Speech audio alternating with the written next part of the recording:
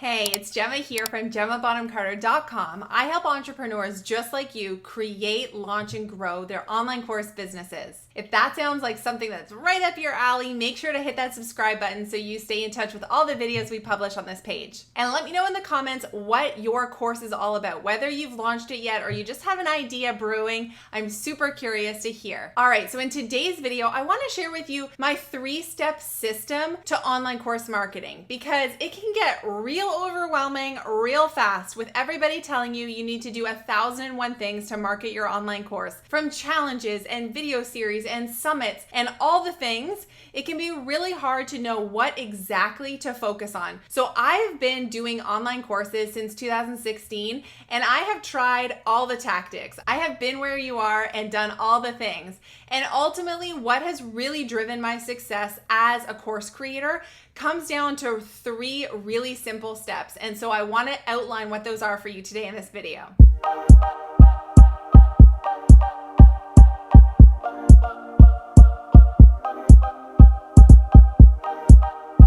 All right, so step number 1 is to make sure that you are always attracting your ideal customer onto your email list. Now, you can do this in any kind of way. You can do this using social media, if that's your jam, being on Instagram or on having a Facebook group, wherever your ideal audience hangs out, you can get in front of them on social media, but ultimately make sure to be always bringing it back to your email list. The other way that you can grow your email list is through content marketing. So this means putting out blog posts or YouTube videos like this one, or a podcast, so that you are putting out incredible pieces of content. But again, with each piece of content that you're putting out there, you want to make sure that the call to action is always to join your email list. The other thing you can use to grow your email list is to use visibility or partnerships or collaborations, getting yourself interviewed on a podcast or doing a collaboration with somebody who has a similar target audience to you, getting out in front of new audiences, and again, always encouraging them to sign up to your email list. Or of course, you can use paid advertising to do this too, making sure always to collect the email addresses of those ideal customers. So that's step number 1. The email list is the big focus, attracting your ideal customers onto that list. I don't care about your follower counts or any of those vanity metrics. What really matters is getting the right people onto your email list because you own that list and it allows you to connect with those people at a much deeper level. Step number 2 in our online course marketing system is to make sure that we have some kind of automated funnel in place so that when those new people join our email list, we're actually making them the offer, right? We're actually telling them about the online course that we sell, and we're giving them an opportunity to jump into that course if it's the right time for them. And the way that I love to do this is through a webinar-based evergreen funnel. So what that means is that we have a webinar that's pre-recorded. We're gonna offer them that webinar where there's incredible teaching and value that's offered. They really get a sense of who you are and what you're all about. And then we also make the pitch of our offer on that webinar. And so they're gonna really get to know what our course is all about. And we're gonna have a series of emails that follows up after that webinar that kind of takes them through a bit of a sales sequence, right? Where we're gonna share our story, we're gonna share results and testimonials from students that we've worked with. We're gonna paint the picture of what the results and the transformation that can happen from our course, like what it can provide for them. And then we're, going to close the doors on the offer. And so that might last something like 5 to 7 days. And what that's really doing, even if they don't purchase from you during that time, what that sequence is doing is it's allowing them to really understand who you are, what you're all about, and be presented with this online course offer, which is your course. And then the 3rd step in our marketing system is to continue to nurture those people on our email list with regular, weekly content. So that means a weekly newsletter to your list that adds value to them in some way. Maybe it's a story that you're sharing. Maybe it's a piece of content like a how-to or a tutorial that you share. Your newsletters can take any shape or form, but the key is to stay in touch with your subscribers about once a week so they remember who you are and you form a really deep connection with them. And then what you want to do is do a live launch of your online course a couple of times a year. Because for all those people who went through your funnel when they first joined your email list and decided not to purchase,